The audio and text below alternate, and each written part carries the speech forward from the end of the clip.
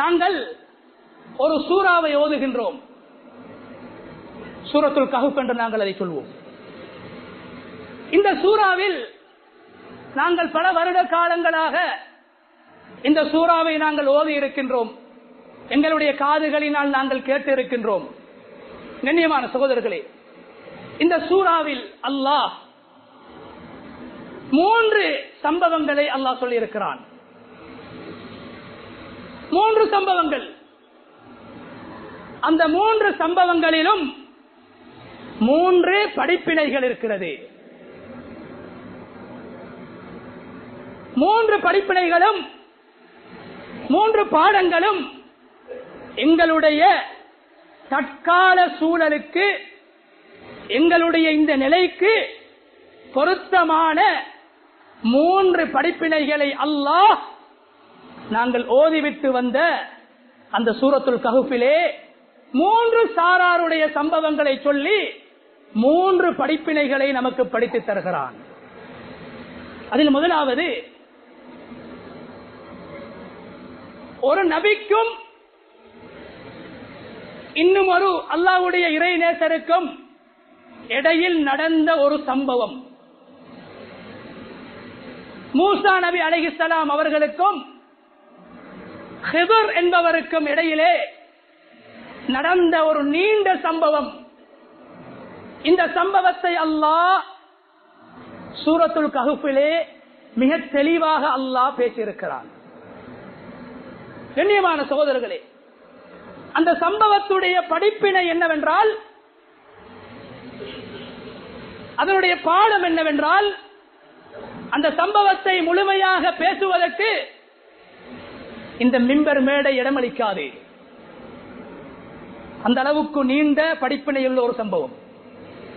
அந்த சம்பவத்தின் தலையங்கம் சுருக்கம் என்னவென்றால், இந்த உலகத்தில் ஒரு விடயத்தை ஒரு மனிதன் சாதிக்க வேண்டும் என்றால் வேகத்தாலும் அவசரத்தாலும் தீவிரத்தாலும் உலகத்தில் எதையும் சாதிக்க முடியாது.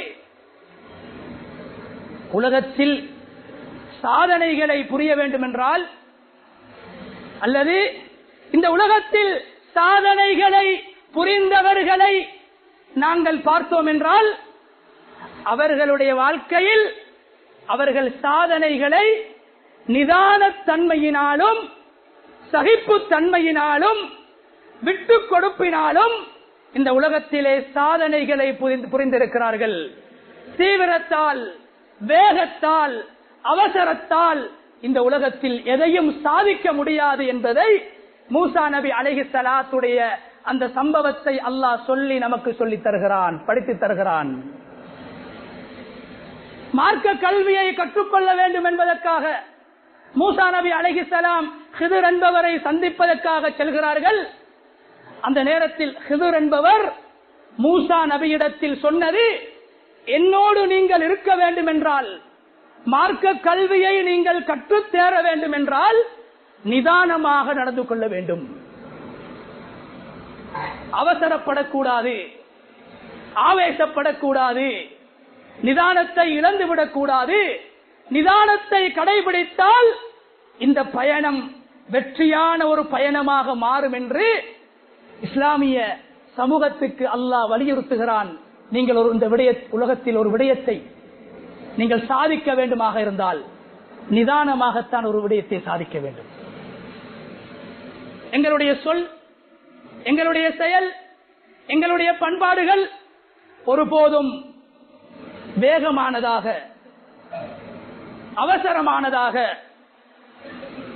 தீவிரமானதாக இருக்குமாக இருந்தால் நிச்சயமாக இந்த உலகத்தில் எந்த நோக்கத்துக்காக, எந்த இலக்குக்காக நாங்கள் ஒரு விடயத்தில் இறங்குகிறோமோ அதில் வெற்றி காண முடியாது என்ற பாடத்தை அந்த சம்பவம் நமக்கு மிக தெளிவாக சொல்லித் தருகிறது. ரசூலுல்லாஹி ஸல்லல்லாஹு அலைஹி வஸல்லம் அவர்களுடைய 23 வருட காலத்தின் நபித்துவ காலகட்டத்திலே 13 வருட காலங்கள் நபி அவர்கள் இந்த உலகத்தில் கடைபிடித்தது நிதானம். அதைத்தான் அல்லாஹ் குர்ஆனில் ஹிக்மத் என்று சொல்கிறான். நிதானம். 53 வருட காலங்களாக தான் பிறந்த பூமி மக்கமா நகரத்தை விட்டும் வெளியேற்றப்படுகிறார்கள். ரசூலுல்லாஹி ஸல்லல்லாஹு அலைஹி வஸல்லம் அழுது கொண்டு வெளியேறினார்கள், கவலையோடு வெளியேறினார்கள், அடி வாங்கிக் கொண்டு வெளியேறினார்கள், ஏற்றுப்பட்டுக் கொண்டு வெளியேறினார்கள். ஆனால் கண்ணியமான சகோதரர்களே, முயற்சியை நிதானமாக தொடர்ந்தார்கள், நிதானமாக செயல்பட்டார்கள். மதீனாவுக்கு சென்றவுடன் இஸ்லாமிய சாம்ராஜ்யத்தை அருமை நாயகம் ஸல்லல்லாஹு அலைஹி வஸல்லம் அவர்கள் உருவாக்கினார்கள். மக்காவில் 13 வருட காலங்களாக நபி அவர்கள் கடைபிடித்த நிதானம், நபியுடைய வார்த்தையும் நிதானமாக இருக்கும், நபியுடைய பார்வையும் நிதானமாக இருக்கும், நபியின் செயல்பாடுகள் தூர நோக்குள்ளதாக இருக்கும். அதனால் மதீனாவை அல்லாஹ் வெற்றிகரமான பூமியாக அல்லாஹ் மாற்றி அமைத்தான். சூரா கஹ்ஃபுடைய முதலாவது படிப்பினை, எங்களுடைய வாழ்க்கையில் சின்ன விடயமாக இருந்தாலும் சரி, நமது குடும்பம் தொடக்கம் இந்த நாட்டை உலகத்தை ஆள்கின்ற ஆட்சி வரைக்கும் இந்த உலகத்தில் நாங்கள் ஒன்றை சாதிக்க வேண்டுமாக இருந்தால் வேகத்தால் சாதிக்க முடியாது, விவேகத்தால் சாதிக்கலாம். தீவிரத்தால் சாதிக்க முடியாது, நிதானத்தால் சாதிக்கலாம். எனவே நிதானத்தை நாங்கள் எங்களுடைய வாழ்க்கையிலே கடைபிடிக்க வேண்டும். அல் அனாது மினல்லாஹ் சொன்னார்கள் ரசூலுல்லாஹி ஸல்லல்லாஹு அலைஹி வஸல்லம். நிதான போக்கு, நிதானமாக நடந்து கொள்ளுங்கள். அது அல்லாஹ்வுடைய தன்மையில் ஒன்றாக இருக்கிறது. இறைவன் கண்ணியமான சகோதரர்களே, ஒரு நாளில் உலகத்தை, ஒரு வார்த்தையில் உலகத்தை படைப்பதற்கு சக்தி பெற்ற அல்லாஹ் இந்த உலகத்தை படைப்பதற்கு 7 நாட்கள் எடுத்தான். நாங்கள் உலகத்தில் ஒரு நாளில் இந்த உலகத்தில் மாற்றம் வர வேண்டும் என்று நாங்கள் எதிர்பார்த்துக் கொண்டிருக்கிறோம். குன் ஃபயகுன், ஆகு என்று சொல்லிவிட்டால் ஆகிவிடும். உலகத்தை படைக்கின்ற போது அல்லாஹ் நமக்கு சொல்லி தந்த பாடம், நிதானத்திலே வெற்றி இருக்கிறது. உலகத்தை படைப்பதற்கு அல்லாஹ்வுக்கு 2 வார்த்தைகள் போதும். குன் என்றால் உலகம் உருவாகி இருக்கும். ஆனால் அல்லாஹ் 7 வானங்களையும் 7 பூமிகளையும் படைப்பதற்கு அல்லாஹ் நிதானமாக, மெதுவாக, அழகாக அதை உருவாக்க வேண்டும் என்பதற்காக 7 நாட்களில் அல்லாஹ் உலகத்தை படைத்து நமக்கு ஒரு பாடத்தை சொல்லித் தருகிறான். எதிலும் நாங்கள் அவசரப்படக்கூடாது, முடிவுகளை வேகமாக, தீவிரமாக நாங்கள் எதிர்பார்க்க கூடாது. முயற்சிகளை நிதானமாகவும் சாதுரியத்தனத்தோடும் விவேகத்தோடும் நாங்கள் செய்ய வேண்டும் என்பதை அல் குர்ஆன் நமக்கு படித்துத் தருகிறது. இரண்டாவது, அந்த சூராவில் சொல்லப்பட்ட 2வது படிப்பினை, இஸ்லாமிய சமுதாயம் சூரா கஹ்ஃபின் மூலம் படிக்க வேண்டிய 2வது படிப்பினை, அல்லாஹு தஆலா அந்த சூராவிலே குறிப்பாக 7-8 இளைஞர்களுடைய, நபி அவர்கள் பிறப்பதற்கு முன்னால் இந்த உலகத்தில் வாழ்ந்த ஒரு சாரார், அவர்களில் 7 வாலிபர்களை பற்றி அல்லாஹ் அந்த சூராவிலே சொல்லி இருக்கின்றான். அவர்களுடைய வாழ்க்கையின் படிப்பினை என்ன? கண்ணியமான சகோதரர்களே, 7 வாலிபர்கள், செல்வந்த குடும்பத்தில் பிறந்தவர்கள், சிலுவை வணங்கப்படுகின்ற காலத்திலே வாழ்கிறார்கள். இறைவன் ஒருவன் என்ற செய்தியை அவர்களுக்கு எட்டி வைக்கப்படுகிறது. 7 வாலிபர்களும் இஸ்லாத்தை ஏற்று அல்லாஹ் ஒருவன் என்று ஒரு ஊரிலே வாழ்ந்து கொண்டிருக்கிறார்கள். அந்த நேரத்தில் அந்த ஊரில் வாழ முடியாத ஒரு இக்கட்டான நிலை அவர்களுக்கு ஏற்படுகிறது. அந்த நேரத்தில் அவர்கள் என்ன நடந்தாலும் எமது மார்க்கத்தை நாங்கள் விட்டுக் கொடுக்க மாட்டோம், இஸ்லாமிய கடமைகளுக்கு நாங்கள் உதாசீனம் செய்ய மாட்டோம் என்று மார்க்கத்துக்காக, மார்க்கத்தை பாதுகாக்க வேண்டும், இந்த உலகத்தில் இறைவனுக்கு சிரம் பணியக்கூடியவனாக நான் வாழ்ந்து மௌத்தாக வேண்டும் என்பதற்காக இந்த ஊரில் எங்களுக்கு வாழ முடியாவிட்டாலும் பரவாயில்லை, இந்த ஊரில் அல்லாஹ் ஒருவன் என்று நாங்கள் ஏகத்துவத்தை வெளிப்படுத்தி வாழ முடியாத சூழல் அந்த இளைஞர்களுக்கு ஏற்படுகிறது. உடனே என்ன செய்கிறார்கள்? அவர்கள் அந்த ஊரை விட்டு வெளியேறி குகைக்கு செல்கிறார்கள். குகையில் சென்று குகையிலே நாங்கள் வாழ்வோம் என்று போகிறார்கள். அல்லாஹு தஆலா மார்க்கத்தை பாதுகாக்க வேண்டும் என்று தாங்கள் அனுபவித்த ஆசாபாசங்களை, இன்பங்களை, தாம்பீக வாழ்க்கையை விட்டுவிட்டு அவர்கள் மார்க்கத்துக்காக அர்ப்பணம் செய்ய ஆரம்பிக்கிறார்கள். அல்லாஹ் அவர்களை நாயின் மூலம் அவர்களை அல்லாஹ் பாதுகாக்கிறான். நாயை கொண்டு அல்லாஹ் அவர்களுக்கு பாதுகாப்பு கொடுத்து 7 வாலிபர்களையும் பல வருட காலங்களாக அந்த குகையிலே பாதுகாப்பாக அல்லாஹ் வாழ வைத்து அந்த சம்பவத்தை அருமை நாயகம் ஸல்லல்லாஹு அலைஹி வஸல்லம் அவர்களுக்கு அல் குர்ஆனில் அல்லாஹ் படிப்பினையாக சொல்கிறான். எமது வாழ்வில் நிதானத்தை நாங்கள் கடைபிடிக்க வேண்டும், விவேகத்தை நாங்கள் கடைபிடிக்க வேண்டும். ஒரு விடயத்தை சாதிக்க வேண்டும் என்றால் ஹிக்மத்தாக நாங்கள் நடக்க வேண்டும் என்று சொன்ன இஸ்லாம், மார்க்கத்துக்காக ஒருவன் வாழ வேண்டும் என்பதையும், எந்த சந்தர்ப்பத்திலும் இஸ்லாமிய கடமைகளுக்கு பாதிப்பு ஏற்படுகின்ற அளவுக்கு, இஸ்லாமிய விழுமியங்களுக்கு பாதிப்பு ஏற்படுகின்ற அளவுக்கு ஒரு முஸ்லிமுடைய வாழ்க்கை ஆகிவிடக் கூடாது. தான் பின்பற்றுகின்ற மார்க்கத்தில் உறுதியாக இருக்க வேண்டும்.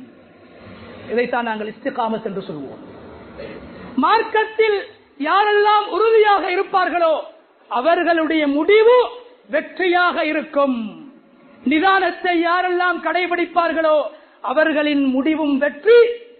மார்க்கத்தை யாரெல்லாம் கடைபிடிப்பார்களோ, இஸ்லாம் சொல்கின்ற விடயங்களை யாரெல்லாம் கடைபிடிப்பார்களோ, இஸ்லாம் தான் எனது இலக்கு என்று யாரெல்லாம் வாழ்வார்களோ அவர்களுடைய முடிவும் சுவர்க்கம், வெற்றி என்பதை அல்லாஹு தஆலா அந்த சூராவுடைய 2வது அந்த வாலிபர்களுடைய சம்பவத்தின் மூலம் 2வது படிப்பினையை அல்லாஹ் நமக்கு சொல்லித் தருகிறான். கண்ணியமான சகோதரர்களே, 3வது மிக முக்கியமான ஒருவர், உலகத்தை ஆண்ட, இந்த உலகத்தை ஆட்சி செய்த 4 பேர்கள் இருக்கிறார்கள். அவர்களில் 2 முஸ்லிம்கள். 2 முஸ்லிம்களில் ஒருவர் நபி சுலைமான் அலைஹிஸ்ஸலாம். அவர்களுடைய ஆட்சியை அல்லாஹ் குர்ஆனில் சுருக்கமாக பேசியிருக்கிறான். ஆனால் சூரா கஹ்ஃபிலே அல்லாஹ் கடைசியாக தொடர்ச்சியாக ஒரு ஆயத்தை விடாமல் 15 ஆயத்துக்களில் உலகத்தை ஆண்ட ஒரு ஆட்சியாளர், அரசியல்வாதியை அல்லாஹ் தொடராக 15 ஆயத்துக்களில் அவருடைய ஆட்சி முறையை, அரசியல் தத்துவங்களை, சித்தாந்தங்களை அல்லாஹ் அங்கு எடுத்துச் சொல்கிறான்.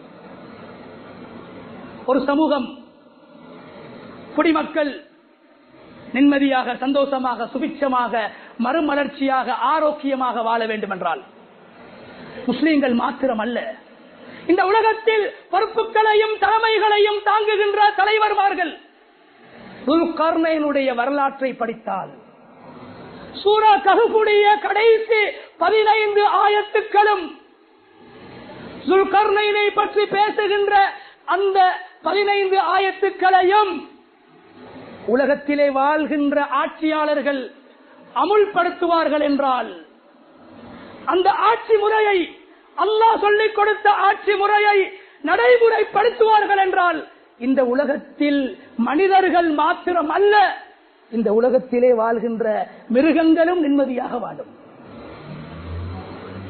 எறும்பும் நிம்மதியாக வாழும்.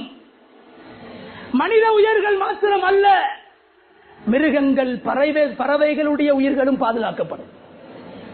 சூரா கஹ்ஃபில் கடைசியாக யூதர்கள் வந்து நபியிடத்திலே கேட்கிறார்கள், யா ரசூலல்லாஹ், துல்கர்னைன் என்ற ஒருவர் உலகத்தை ஆட்சி செய்தார் அல்லவா?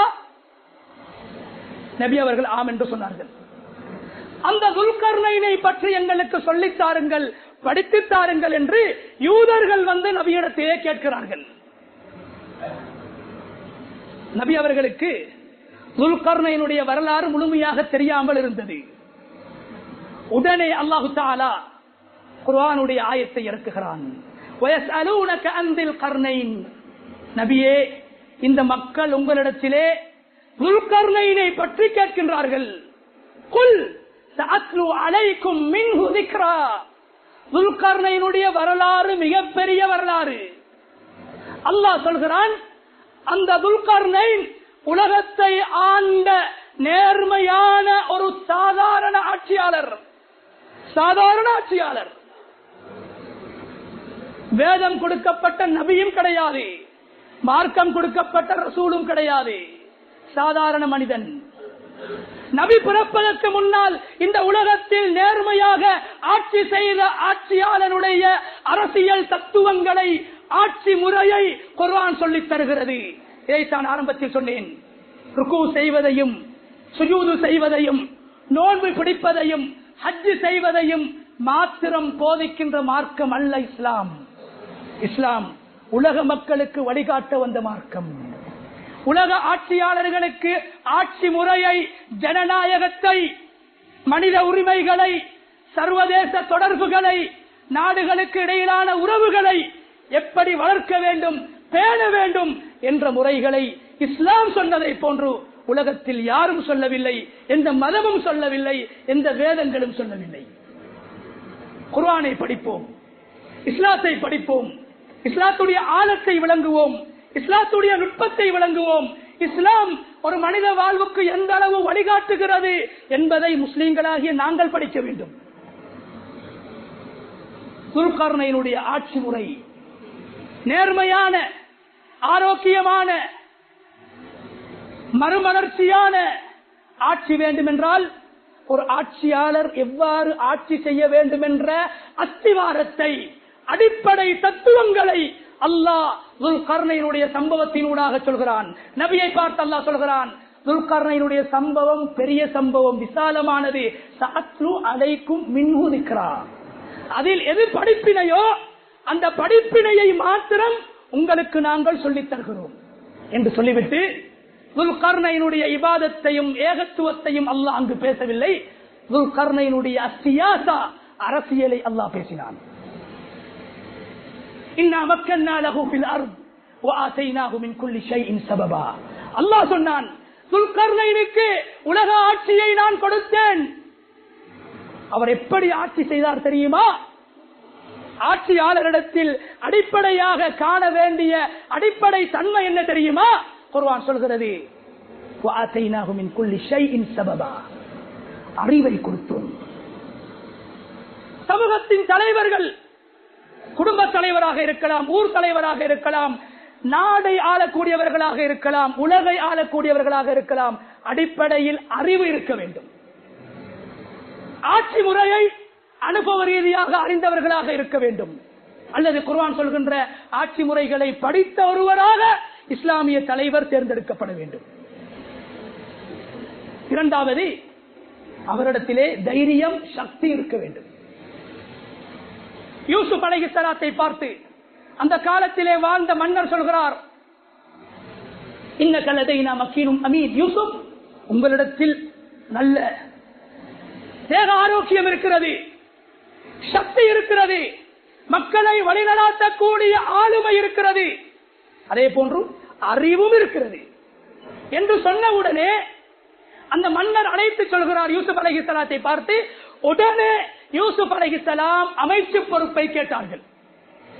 நாட்டின் நலவுக்காக, சமுதாயத்தின் நலவுக்காக, இஸ்லாமிய சமுதாயத்தின் உரிமைகளும் உடைமைகளும் பாதுகாக்கப்பட வேண்டும் என்பதற்காக அரசியலில் தகுதி உள்ளவர்கள், ஆளுமை உள்ளவர்கள் கேட்கலாம், குறிக்கலாம், போட்டியிடலாம் என்பதற்கான அடிப்படையை குர்ஆன் நமக்கு சொல்லித் தருகிறது. யூசுப் அலைஹிஸ்ஸலாத்தை பார்த்து இரண்டு தகமைகளை அந்த மன்னர் சொல்கிறார்.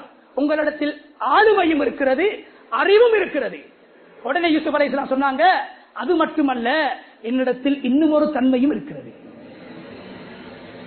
ஆட்சி செய்வதற்கு சக்தியும் அறிவும் போதாது, மூன்றாவது ஒன்று தேவைப்படுகிறது. அதுதான் நம்பகத்தன்மை, அமானிதம், நேர்மை, நீதி தேவைப்படுகிறது. சொன்னார்கள் யூசுப் அலைஹிஸ்ஸலாம், இஜ்அல்னி அலா ஹஸாயினில் அர்த்.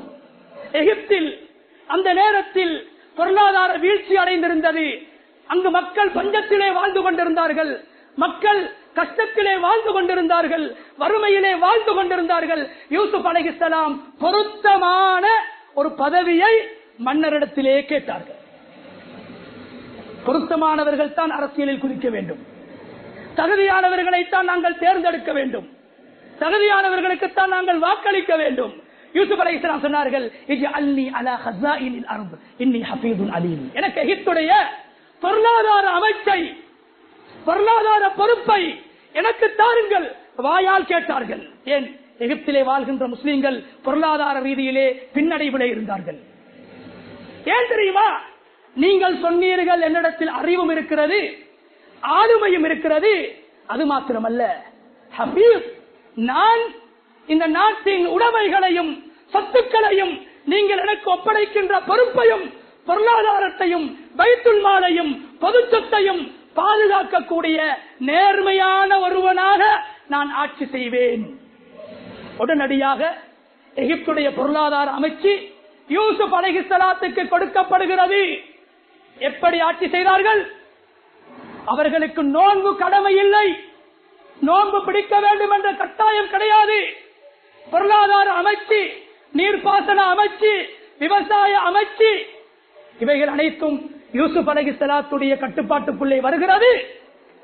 யூசுப் அலைஹிஸ்ஸலாம் நோன்பு பிடிக்க ஆரம்பிக்கிறார்கள், பசியோடு இருக்கிறார்கள்.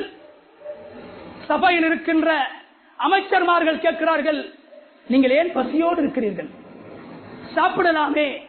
சொன்னார்கள் யூசுப் அலைஹிஸ்ஸலாம், இன்னனி அன்ஸா ஜூஅல் ஃபுகரா வலவ் ஷபிஅத். நான் வயிறு நிறைய சாப்பிட்டால் எனக்கு கீழால் வாழ்கின்ற குடிமக்களின் பசியை உணராதவனாக நான் மாறிவிடுவேன். எனக்கு கீழால் வாழ்கின்ற குடிமக்களின் பிரச்சனைகள், அவர்களின் வறுமைகள், கஷ்டங்களை நான் உணர வேண்டும் என்றால் அவர்கள் உணர்கின்ற பசியை நான் உணர வேண்டும். அதனால் எடக்கட நான் என்னை ஒரு அமைச்சராக இல்லாமல் சாதாரண ஒரு ஏழையாக நான் வாழ்ந்து கொண்டிருக்கிறேன், ஏழையாக வாழ்கிறேன். ஏன்? ஏழைகளின் கஷ்டங்களையும் இடர்களையும் நான் போக்க வேண்டும். கண்ணியமான சகோதரர்களே, சில வருடங்கள் போகவில்லை, எடுத்த பொறுப்பை சரியாக நிறைவேற்றினார்கள். பொருத்தமானவருக்கு பொறுப்பு சரியாக கொடுக்கப்பட்டது, முறையாக வழங்கப்பட்டது, முறையாக திட்டமிட்டார்கள், பொருளாதாரத்தை பாதுகாத்தார்கள், பொருளாதார வளங்களை பாதுகாத்தார்கள். எகிப்து பல வருடங்களுக்குள்ளால் அந்த காலகட்டத்தில் ஒரு செழிப்பான நாடாக மாறிவிடுகிறது. கண்ணியமான சகோதரர்களே, இதைத்தான் துல்கர்னைனுடைய பாடம் நமக்கு சொல்லித் தருகிறது.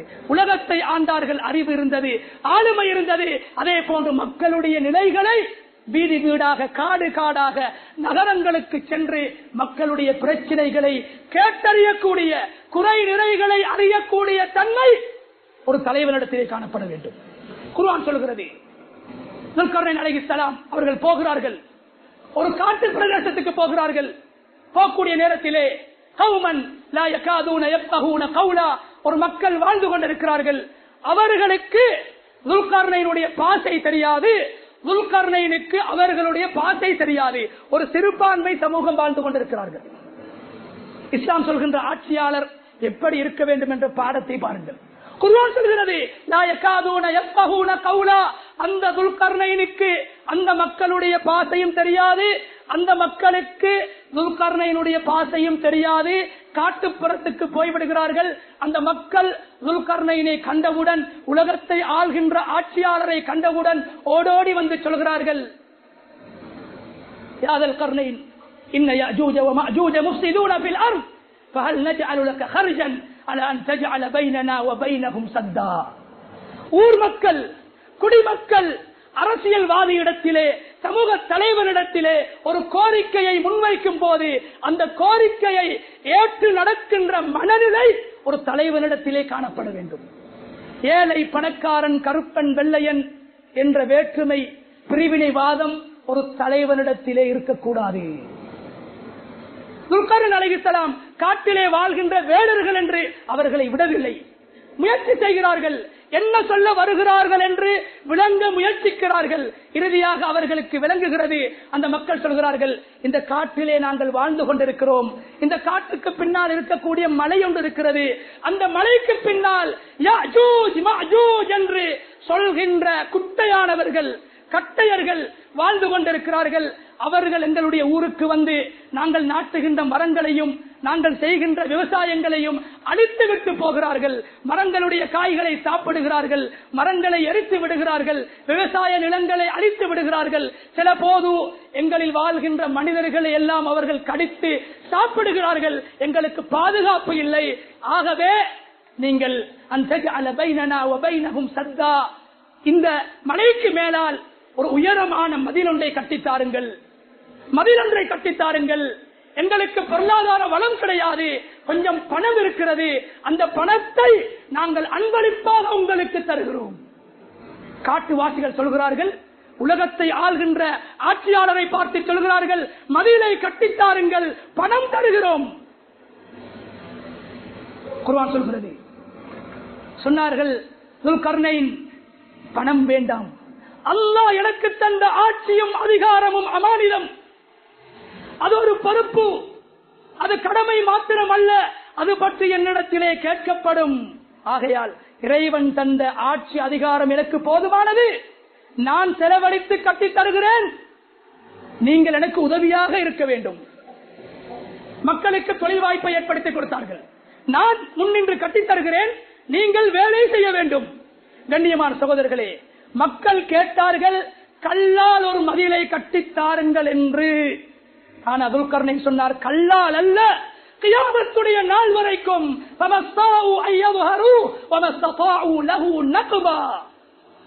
கியாமத்துடைய நாள் வரக்கூடிய நாட்களில் தான் யஜூஜ் மஜூஜ் கூட்டம் வெளியே வருவார்கள். சொன்னார்கள் துல்கர்னைன், கல்லால் கட்டித்தர மாட்டேன், கல்லால் கட்டினால் அவர்கள் சுரண்டி விட்டு வந்து விடுவார்கள். ஈயத்தால், இரும்பால், செம்பால், உங்களிடத்தில் இருக்கக்கூடிய எல்லா உலோக பொருட்களையும் எடுத்துக்கொண்டு வாருங்கள், நெருப்பை கொண்டு வாருங்கள். வேலைகளை கொடுத்தார்கள், நெருப்பை உருக்கி நெருப்பில் போட்டு இரும்புகளை உருக்கினார்கள். மக்கள் கேட்டார்கள், சாதாரண மதிலை கட்டித்தாருங்கள் என்று. ஒரு அரசியல்வாதி, ஒரு சமூக தலைவன் எப்படி இருக்க வேண்டும் என்றால், மக்கள் எதிர்பார்க்கின்ற மக்களுடைய அபிலாஷைகள் எதிர்பார்ப்புகளை விடவும் ஒரு படி மேலே செய்து கொடுக்க வேண்டும். இதுதான் இஸ்லாம் சொல்கின்ற ஆட்சி முறை. இஸ்லாம் படித்து தருகின்ற அரசியல் முஸ்லிம்களுக்கு மாத்திரம் அல்ல, உலகத்தை ஆள்கின்ற அனைவருக்கும் இஸ்லாம் சொல்கின்ற பாடம். மக்களுடைய எதிர்பார்ப்பை விடவும் சற்று அதிகமாக செய்ய வேண்டும். மக்கள் கல்லால் கேட்டார்கள், துல்கர்னைன் கட்டி கொடுத்தார். இரும்பால் கோட்டையை கட்டி கொடுத்தார். கட்டி கொடுத்து விட்டு சொன்னார்கள், ஹாதா ரஹ்மத்தும் மிர் ரப்பி, இது என்னுடைய கட்டித்தனம் அல்ல, அல்லாஹ் எனக்கு தந்த ஆட்சி அதிகாரம் பொருளாதார வளத்தின் மூலம் அல்லாஹ்வுடைய அருளின் காரணத்தினால் அல்லாஹ் என்னை காரணமாக வைத்து அல்லாஹ் உங்களுக்கு செய்த உதவி. வமஸ்தாஉ அய்யப்ஹரு வமஸ்ததாஉ லஹு நக்பா, கியாமத்துடைய நாள் வரைக்கும் இந்த மதிலை யாராலும் உடைக்க முடியாது. ஆதர்பேஜான் என்று சொல்கின்ற ரஷ்யாவுடைய பிரதேசத்தில் இருக்கின்ற ஒரு நாட்டில் தான் அந்த மதில் கட்டப்பட்டது, இரும்பினால் கட்டப்பட்டது. கண்ணியமான சகோதரர்களே, மக்கள் எதிர்பார்த்ததை விட அதிகமாக செய்தார். மக்களுடைய நிலைகளை கேட்டறியக்கூடிய ஒருவராக, குறை நிறைகளை தேடி பார்க்கக்கூடிய ஒருவர் தான். அவருக்குத்தான் எங்களுடைய தலைமைத்துவம், எங்களுடைய பொறுப்புகள், குடும்ப பொறுப்பாக இருக்கலாம், ஊருடைய பொறுப்பாக இருக்கலாம், சமூகத்தின் மீது கருத்தனை அக்கறை கொண்டவர்களுக்கு தான் வழங்கப்பட வேண்டும். இப்படித்தான் ஆட்சி அமைய வேண்டும். இப்படியானவர்கள் தான் தலைவர்களாக இருந்தால் இந்த உலகத்தில் மறுமலர்ச்சி உண்டாகும் என்பதை குர்ஆன் சொன்னது. எனவே கண்ணியமான சகோதரர்களே, சூரா கஹ்ஃபை நாங்கள் ஓதிவிட்டு வருகிறோம், அதை படிக்க வேண்டும், விளங்க வேண்டும். குர்ஆன் இந்த அளவுக்கு அரசியலையும் பேசியிருக்கிறது, இந்த அளவுக்கு நிதானத்தையும் பேசியிருக்கிறது, சாதுரிய தன்மையையும் பேசியிருக்கிறது. மார்க்கத்துக்காக ஒரு மனிதன் வாழ வேண்டும், மார்க்கத்துடைய கடமைகளை உரிமைகளை பாதுகாக்க வேண்டும், அதற்காக குரல் கொடுக்க வேண்டும் என்பதையெல்லாம் குர்ஆனில் இருந்து அல்லாஹ் நமக்கு படித்து தருகிறான். எனவே இந்த 3 படிப்பினைகளையும் எங்களுடைய வாழ்க்கையிலே நிதானத்தை நாங்கள் கடைபிடிக்க வேண்டும், சாதுரியத்தனத்தை நாங்கள் கடைபிடிக்க வேண்டும், வேகத்தை தீவிரத்தை கைவிட வேண்டும் என்பதை குர்ஆன் சூரத்துல் கஹ்ஃபுடைய மூசா நபியுடைய சம்பவத்தின் ஊடாகவும் மார்க்கத்தை பாதுகாக்க வேண்டும், கடமைகளை நாங்கள் செய்ய வேண்டும், தொழுகை, துஆ, இஸ்திக்பாரின் மூலம் அல்லாஹ்வுடைய உதவியை பெற வேண்டும் என்ற பாடத்தையும் அந்த வாலிபர்களுடைய சம்பவத்தினூடாக அல்லாஹ் நமக்கு சொல்லித் தந்தான். அதே போன்று எப்படியானவர்கள் இந்த சமூகத்தின், குடும்பத்தின், நாட்டின், ஊரின், உலகத்தின் தலைவர்களாக எப்படியானவர்கள் அறிவுள்ளவர்கள், ஆளுமையுள்ளவர்கள், நேர்மையானவர்கள், நீதமானவர்கள், மக்களின் குறைகளை தேடிச் சென்று உதவி செய்யக்கூடியவர்கள், மக்களின் அபிலாஷைகளை விட, எதிர்பார்ப்புகளை விட, ஆசைகளை விட, அவர்கள் கேட்கின்ற விடயங்களை விட சற்று அதிகமாக செய்கின்ற சமூக உணர்வு கொண்டவர்களைத்தான் எங்களுடைய பொறுப்புகளை நாங்கள் அவர்களுக்கு வழங்க வேண்டும். எனவே பொறுப்புகளை வழங்குவதும் ஒரு அமானிதம், பொறுப்புகளை எடுப்பதும் ஒரு அமானிதம்.